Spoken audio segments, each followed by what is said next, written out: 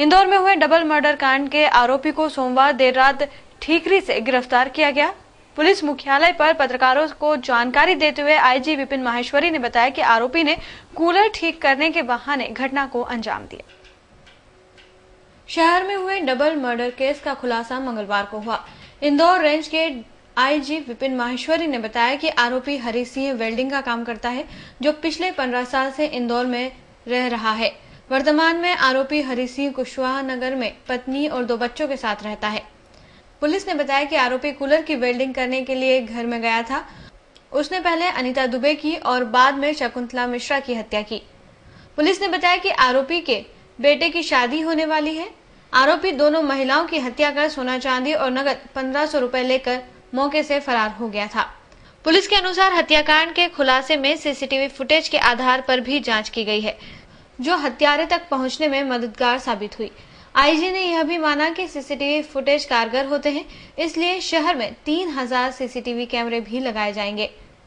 वहीं आरोपी ने महिलाओं के घर इसके पहले भी जाने की बात कही। जो वेल्डिंग का काम करता है, पिछले 15 साल से इंदौर में रह रहा था। पहले मजदूरी करता था। मूलतः ये रहने वाला ठीकरी थाने के अंतर्गत घटवा गांव है, वहां का रहने वाला है। ये इसकी उम्र 40 साल है। यहाँ पर वो अपने पत्नी और 2 बच्चों के साथ रहता है। कुशवाहा नगर में रह रहा था। पहले मजदूरी करता था। कुछ समय से ये जो है धीरे धीरे कुछ फैक्ट्रीज में काम करके और ठेकेदारी में काम करता हुआ इसने वेल्डिंग का काम सीखा था। पिछले 2 साल से ये खुद का अपना वेल्डिंग का काम कर रहा था। साइकिल पर वेल्डिंग मशीन रख करके मोहल्लों में जा करके वेल्डिंग का काम करता था। इस घटना में जब ये बात आई थी कि इसमें उन्होंने किसी कूलर, जो सामने वाले परिवार की बच्चियां थी, उन्होंने बताया था कि कोई एक साइकिल उन्होंने बाहर देखी थी खड़ी हुई और ऊपर कूलर का काम चल रहा था। उन दोनों महिलाओं में से जो शकुंतला देवी थी, उनके द्वारा उन बच्चियों को वापस भेज दिया गया था कि करंट लग जाएगा, ऐसा कह करके उन बच्चियों को भेजा गया था। इसी लीड पर काम करते हुए जब ये पता किया गया कि ऐसे कौन कौन लोग हैं, कुछ हमें सीसीटीवी की फुटेज भी मिली थी, जिसमें एक व्यक्ति साइकिल पर पहले 10:30 बजे उनके घर के सामने से निकला था और उसके पुनः 11:30 बजे वो व्यक्ति पैदल चलता हुआ उनके घर के सामने देखा गया था। आसपास की सीसीटीवी फुटेज और देखी थी, उससे लिंक करती हुई दूसरी सीसीटीवी फुटेज भी हम लोगों को मिली थी। इंदौर करोड़पति व्यापारी के बेटे का कुछ बदमाशों ने सोमवार को अपहरण कर लिया था। मामले में पुलिस ने तुरंत कार्रवाई करते हुए 12 घंटे में ही घटना का खुलासा कर दिया। घटना में दोनों आरोपी पुलिस गिरफ्त में हैं। आरोपियों ने परिजनों से 2 करोड़ रुपए फिरौती के रूप में मांगे थे। घटना सोमवार शाम की है। विजयनगर क्षेत्र में कपड़ा व्यापारी अनिल राजगुरु का 30 वर्षीय लड़का आशीष लापता हो गया।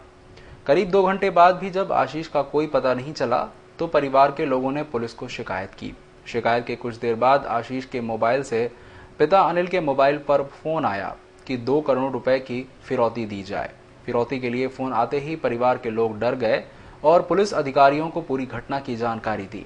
राजेंद्रनगर थाने में इस बात की रिपोर्ट हुई है, जो 0 पे कायम हुआ है, एक अपहरण का मामला दर्ज हुआ है। इसमें पूरी टीम लगी हुई है, तहकीकात चल रही है। सर, कितने की डिमांड थी? अब डिमांड तो उन्होंने करोड़ों में की थी।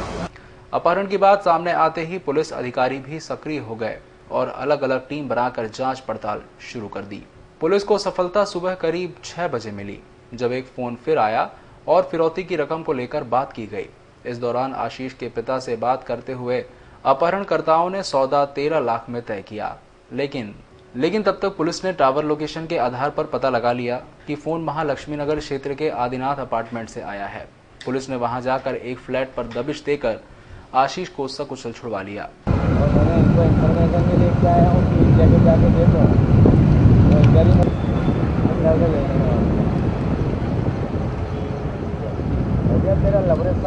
अरे बहुत मस्त था, मस्त मजा आ गया। महालक्ष्मी नगर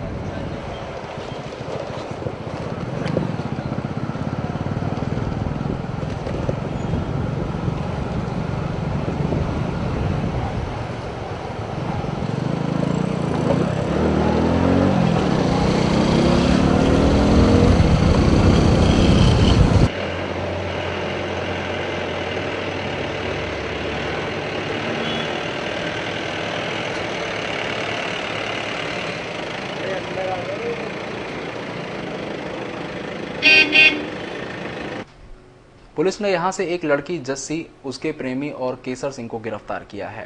आरोपियों के चंगुल से छूटने के बाद आशीष कुछ ज्यादा नहीं बोल पाया। वह मानसिक रूप से थोड़ा डिस्टर्ब है। तो रूम में लॉक कहाँ करके रूम कहाँ से ले गए थे? ये बॉम्बे हॉस्पिटल। अब बॉम्बे हॉस्पिटल कैसे पहुँचे थे वहाँ? हाँ, हॉस्पिटल के उधर कैसे पहुँचे थे? मैं ऑटो से। बुलवाया था वहाँ पर कि खुद ही गए थे? बुलाया था। किसने बुलाया था? उसने। नाम क्या उनका कुछ मालूम? हाँ, नाम बता लड़के का। नाम तो वो बता क्या। हाँ। तीनों आरोपियों ने आशीष का अपहरण बॉम्बे हॉस्पिटल के पास से किया था। आरोपी लड़की जस्सी आशीष की कपड़े की दुकान के ऊपर ही एक ऑफिस में काम करती है, इसलिए वह आशीष को जानती थी और उसी ने पूरी अपहरण की प्लानिंग की थी। उसने बियर लाई थी, बियर ला के उसने 2 बियर खुद पी ली और 1 बियर मुझे दी थी पीने के लिए, और बस। फिर क्या हुआ? फिर क्या हुआ? अरे इधर का करो। फिर क्या हुआ? फिर उसके बाद फिर बस इन्होंने प्लान किया था कि किडनैप करने का। आप दोनों के क्या रिलेशन है? मैं सिर्फ साथ में रहते हैं। पैसे लेने के बाद में कहाँ जाने वाले थे आप? क्या प्लान था? मैं तो अपने घर चले जाती थी, पुणे ये चले जाते थे अपने घर। पुलिस अब तीनों आरोपियों से पूछताछ कर रही है कि और भी लोग तो इसमें शामिल नहीं थे।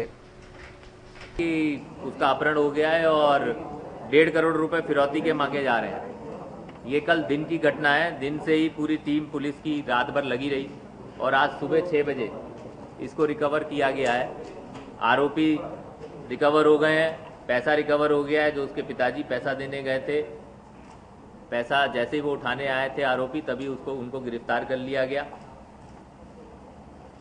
बाकी इसमें जो था अभी तक जो निकला है कि जो आशीष है, जो उसकी दुकान है महसाना, उसी के ऊपर इनका जो आरोपी है उनका ऑफिस था और ये जानते थे और इसीलिए उन्होंने उसको टारगेट किया।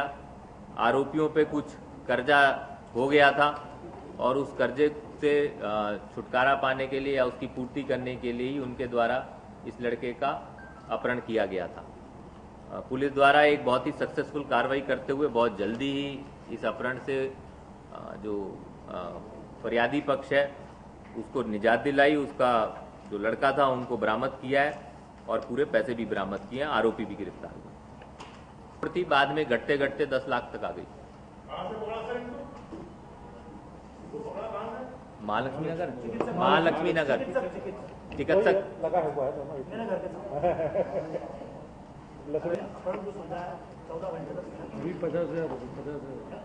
देखिए, इनाम का अभी टीम का देखते हुए उसमें इनाम ऐसा कोई बंदिश नहीं रहती है। आजकल इनाम जो है बड़े आराम से मिल रहा है, तो इसमें भी भरपूर इनाम दिया जाए।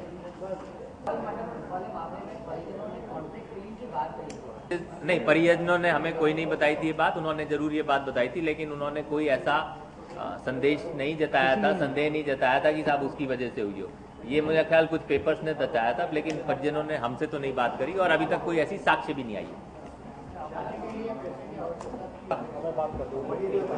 शहर में आग लगने का सिलसिला थम नहीं रहा है, जिसके चलते मंगलवार को सदर बाजार क्षेत्र के कतरन गोडाउन में आग लग गई। दोपहर 1 बजे करीब लगी आग पर रहवासियों ने काबू पाने का प्रयास किया, लेकिन सफलता नहीं मिली। वहीं फायर ब्रिगेड की गाड़ी भी सूचना के 1 घंटे बाद पहुंची। आग पर काबू पाने में फायर ब्रिगेड को काफी मशक्कत करना पड़ी। आग के फैलने के कारण आसपास के मकानों में आग लगने का खतरा उत्पन्न हो गया। मंगलवार दोपहर करीब 1 बजे लगी आग के कारण रहवासियों ने जैसे तैसे आग पर काबू करना चाहा, लेकिन आग नहीं बुझी। रहवासियों ने बताया कि दोपहर से आग लगी हुई है। फायर ब्रिगेड को सूचना देने के बाद भी दमकल गाड़ियां मौके पर 1 घंटे देरी से पहुंची। साथ ही दमकल गाड़ी में पानी छोड़ने की मशीन खराब होने के कारण 2 घंटे बाद भी आग पर काबू नहीं पाया जा सका। पानी आ रहा है कि नहीं आ रहा?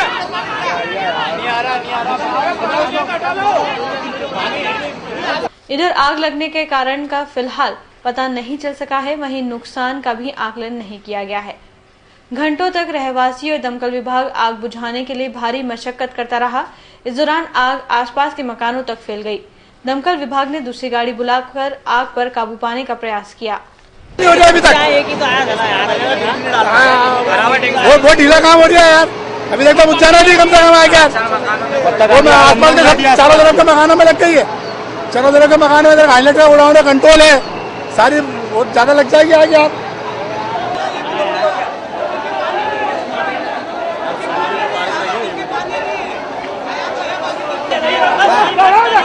ये आग लगी है जूनियर रिसाल कमेटी हाई के पास में एलिया पलटन में, और कम से कम 1.5 घंटे से हम लोग अकेले आग बुझा रहे हैं। फायर ब्रिगेड आया, एक गाड़ी आई है, और एक गाड़ी के अंदर पानी इतना है कि एक कोने की आग भी नहीं बुझी है, और एक कोने की आग बुझने के बाद भी है ना अभी पानी आधा घंटा होगा पानी नहीं आ रही है, और कम से कम 3 घंटे में फायर ब्रिगेड आया और 2-3 मकानों में आग चपेट लग गई है। और है ना कम से कम मेरा 75 से 100 फोन हमने लगा चुके, मेरे मोबाइल से भी लगा, और कोई गाड़ी आने की स्थिति नहीं है। हमारे सत्ताम बैठाना है तो उन्होंने भी फोन लगाया, बहुत सारे आदमियों ने फोन लगाया, कम से कम 1000 आदमियों ने फोन लगा दिया। लेकिन 16 मई को लोकसभा मतदान की मतगणना के मद्देनजर मतगणना अधिकारियों को प्रशिक्षण दिया गया। इस दौरान उन्हें मशीनों की तकनीकी जानकारी भी दी गई। वहीं मतगणना की तैयारियां नेहरू स्टेडियम में की जा रही है। नेहरू स्टेडियम को सुरक्षा के घेरे में ले लिया गया है। इधर मतगणना अधिकारियों को प्रशिक्षण देने का काम अंतिम चरण में है। इस बार मतगणना स्थल पर किसी भी मंत्री, विधायक और पार्षद को प्रवेश नहीं मिलेगा। ये किसी भी उम्मीदवार के मतगणना अभिकर्ता भी नहीं बनाए जा सकेंगे। 16 मई को होने वाली मतगणना के लिए उम्मीदवारों के अभिकर्ताओं के आवेदन 12 मई शाम 5 बजे तक ले लिए जाएंगे। इसके साथ ही जिला निर्वाचन अधिकारी ने 16 मई को इंदौर में ड्राई डे घोषित किया है। व्यापम घोटाले से आमजन को सावधान करने और जागरूकता फैलाने के उद्देश्य से व्यापम घोटाला संघर्ष समिति के सदस्यों ने जागरूकता अभियान जिला कोर्ट में चलाया। इस दौरान सदस्यों ने पर्चे बांटकर घोटाले के बारे में आमजन को बताया।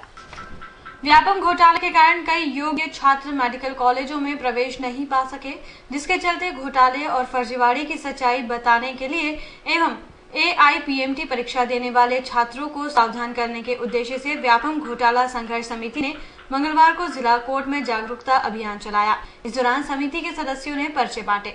समिति ने मांग की है कि फर्जीवाड़े में शामिल सभी आरोपियों पर कार्रवाई हो, वेटिंग लिस्ट के विद्यार्थियों को शीघ्र रिक्त सीटों पर प्रवेश दिया जाए, साथ ही परीक्षाओं में निष्पक्षता एवं पारदर्शिता अपनाई जाए। समिति द्वारा अभियान 11 मई तक शहर के सभी सार्वजनिक प्रमुख स्थलों पर चलाया जाएगा। 11 मई को गांधी प्रतिमा पर सामूहिक जन जागरण समारोह कर अभियान का समापन होगा। इस कार्य में लगे हुए बच्चों के साथ जो नाइंसाफी हुई है, सभी की जानकारी में मीडिया में आ रहा है लगातार ये, और हम उसको लेकर आज वकील आप एडवोकेट क्या करते हैं? ये जन जागृति अभियान के तहत है हमारा, और लगभग हम सभी ऐसी जगह पर जा रहे हैं जहाँ पे मास में लोग इकट्ठे होते हैं, और रेलवे स्टेशन, बस स्टॉप, ये इस प्रकार के कोर्ट परिसर, जहाँ इसका मकसद क्या आपका? जनता में एक जागृति लाना है, इस घोटाले को जनता को जागरूक। हस्ताक्षर अभियान चला रहा हूँ आप? हस्ताक्षर अभियान भी चल रहा है। इसके पहले हमने पोस्ट कार्ड अभियान भी चलाया, लगभग 9000 पोस्ट कार्ड हमने भेजे हैं जबलपुर हाईकोर्ट में। किसको दोगे ये हम मुख्यमंत्री महोदय को देंगे भोपाल में। वर्ष भर के विद्युत टैरिफ प्लान को तैयार करने से पूर्व मंगलवार को मध्य प्रदेश विद्युत नियामक आयोग ने विद्युत दरों की आपत्तियों पर सुनवाई की। इस दौरान आपत्तिकर्ताओं और आयोग के अध्यक्ष के बीच तीखी बहस भी हुई। इधर इंदौर औद्योगिक एसोसिएशन ने सुनवाई में किसी भी जनप्रतिनिधि के नहीं आने पर नाराजगी जताई। मध्य प्रदेश विद्युत आयोग ने मंगलवार को विद्युत कंपनी का वार्षिक टैरिफ प्लान बनाने को लेकर मिली आपत्ति पर संतोष सभागृह में सुनवाई की। इस दौरान विभिन्न औद्योगिक संगठनों से जुड़े प्रतिनिधियों ने अपनी आपत्ति आयोग के समक्ष रखी। आपत्तिकर्ताओं के अनुसार विद्युत कंपनी की वर्तमान दरों में कमी की जा सकती है, साथ ही कंपनी द्वारा बताए गए खर्च के आंकड़ों पर विश्वास करना मुश्किल है। वहीं देवास, शाजापुर, उज्जैन से आए आपत्तिकर्ताओं ने राष्ट्रीय विद्युत नीति लागू होने पर आयोग को एक कमेटी बनाने पर विचार करने की सलाह दी, क्योंकि राष्ट्रीय विद्युत नीति के लागू होने पर दरें 5 साल के लिए निर्धारित होंगी। सफाइयां आयोग ने दी जरूर है, लेकिन जो जन सुनवाई जिस प्रकार से हुई है, वो जन सुनवाई वास्तव में हमारी गैर जागरूकता का परिचय दे रही है। इतने पूरे वर्ष भर के लिए हर वर्ग के लिए एक टैरिफ डिसाइड होना है, और उसके लिए कोई जनप्रतिनिधि का यहाँ उपस्थित नहीं होना, किसी प्रकार से डोमेस्टिक यानी घरेलू उपभोक्ताओं का कोई प्रतिनिधित्व नहीं करना, कृषि क्षेत्र का कोई प्रतिनिधित्व नहीं करना, तो ये ऐसी स्थिति में 1.5 घंटे में सुनवाई निपट चुकी है, जबकि इसको पूरा दिन चलना चाहिए था और लोगों को हर तरह से अपना पक्ष रखना चाहिए था। ये जुदा बात है कि जो डिस्कॉम्स हैं उनने टैरिफ नहीं बढ़ाने का जरूर प्रस्ताव दिया है, लेकिन इस टैरिफ में कमी भी हो सकती है। वो इसलिए हो सकती है कि जो टैरिफ प्रस्ताव है उसमें अगर अध्ययन पूर्वक प्रस्तुति की जाए तो नियामक आयोग के नॉलेज में बात लाई जा सकती है। तो ये एक प्रकार से बहुत निराशाजनक स्थिति रही है कि हमारे यहाँ इंदौर जैसे शहर में, जिसको कमर्शियल राजधानी। इधर बिजली समस्याओं को लेकर परेशान रहने वाले बिजली उपभोक्ता इस जन सुनवाई से नदारद थे। साथ ही आम जन का प्रतिनिधित्व करने वाले जनप्रतिनिधियों ने भी इस सुनवाई में हिस्सा लेना उचित नहीं समझा, जिस पर इंदौर औद्योगिक एसोसिएशन के अध्यक्ष ने इसे जनप्रतिनिधियों की लापरवाही बताया। जहां आम उपभोक्ता बिजली के दामों में वृद्धि होते ही त्राहिमाम करने लगता है, वहीं मंगलवार को टैरिफ सुनवाई मात्र 1.5 घंटे में समाप्त हो गई और आम बिजली उपभोक्ताओं का हित ताक पर ही रखा रह गया। सांवेर रोड औद्योगिक क्षेत्र स्थित 9 पट्टाधारियों को हाईकोर्ट ने स्थगन दे दिया है। इसके चलते इन्हें आज दोबारा हटाने पहुंचे जिला प्रशासन और नगर निगम दस्ते को वापस लौटना पड़ा। सांवेर रोड के 21 पट्टाधारियों के मामले में जिला प्रशासन ने हाई कोर्ट को गलत जानकारी देकर इन्हें हटाने का आदेश पारित करवा लिया था। पिछले दिनों इन्हें हटाने की कार्रवाई को मंत्री कैलाश विजयवर्गीय के पुत्र आकाश विजयवर्गीय के हस्तक्षेप के बाद रोक दिया गया था। इनमें से 9 पट्टाधारियों ने हाई कोर्ट में याचिका दायर कर कहा कि जिला प्रशासन ने अब तक उन्हें कोई वैकल्पिक स्थान नहीं दिया है, जबकि हाई कोर्ट को इस बारे में पूर्व में गलत जानकारी दी गई थी। कोर्ट ने मामले की सुनवाई कर इन्हें तोड़ने की कार्रवाई पर स्थगन दे दिया है। पानगंगा वाला इलाका है, वहाँ पर पट्टाधारी कुछ निवासी रह रहे थे और उनको हालांकि 1984 में शासन द्वारा विधिवत पट्टा वैधानिक रूप से दिया गया था, लेकिन फैक्ट्री मालिक की रिपोर्ट पर और पूर्व में हाईकोर्ट के माननीय उच्च न्यायालय के आदेश पर 26/3/2010 का जो एसडीएम का जो ऑर्डर था उसको कार्यान्वित करने हेतु कुछ ऑर्डर दिया गया था और उसी के तहत वो कार्रवाई की जा रही थी। तो उसमें जिनके पास बाणगंगा क्षेत्र में कोर्ट के आदेश पर शनिवार को निगम का अमला अतिक्रमण हटाने पहुंचा। जिला प्रशासन का अमला मंत्री कैलाश विजयवर्गीय के पुत्र आकाश के हस्तक्षेप के बाद कार्रवाई के बगैर लौट गया था। मंगलवार को फिर प्रशासन यहां कार्रवाई करने पहुंचा तो अमले को भारी पुलिस बल की मौजूदगी में भी रहवासियों के विरोध का सामना करना पड़ा। अतिक्रमण कार्रवाई को लेकर जिला प्रशासन ने अधिकारियों को मंगलवार के दिन भी रहवासियों के विरोध का सामना करना पड़ा। बावजूद इसके अधिकारियों ने सख्ती से अतिक्रमणों पर बुलडोजर चलवाया। हालांकि इस बीच कुछ रहवासियों के वकील कोर्ट से स्टे मिलने की खबर लेकर आ गए, लेकिन अधिकारियों ने कोर्ट के स्थगन आदेश की प्रति प्रस्तुत करने के पहले ही पट्टेधारी रहवासियों के आशियाने पर बुलडोजर चला दिया।